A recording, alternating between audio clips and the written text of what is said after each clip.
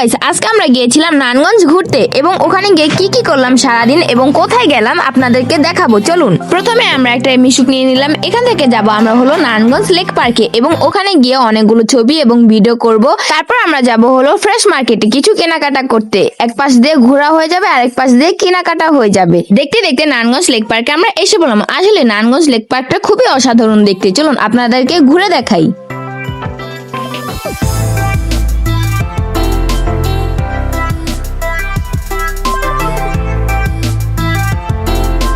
Guys, ঘুরতে ঘুরতে আমাদের এখানে এখন সন্ধ্যা নেমে এলো। আসলে নারায়ণগঞ্জের সিটি পার্কটা খুবই সুন্দর। সেই সঙ্গে আমরা সিটি পার্ক থেকে বের হয়ে গেলাম। এখন আমরা যাব হলো ফ্রেশ মার্কেটে। দেখুন গাইজ, এই কর্নারটা খুবই সুন্দর না? হ্যালো গাইজ, এটা হলো এখন কালীবাজারের মোড়। দেখুন নারায়ণগঞ্জের।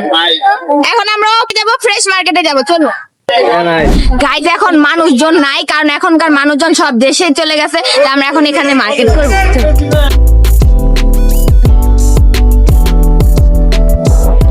গাইজ, নারায়ণগঞ্জের ফুটপাত মার্কেট গুলো খুবই সুন্দর, তাই আমরা ওখান থেকে নিজেদের প্রয়োজনের জিনিসও কিছু কিনে নিলাম।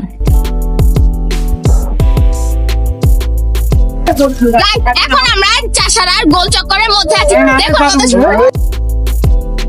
এখন আমরা যাব শহীদ মিনারে। চলো।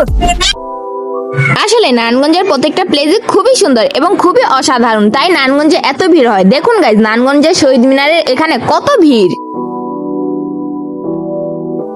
এখন আমরা একটা দোকানে এসে পড়লাম, কারণ নারায়ণগঞ্জ আজকে ঘুরতে ঘুরতে খুবই খিদা পেয়ে গেছিল, তাই একটা খাবারের জন্য কিছু কিনে নিলাম।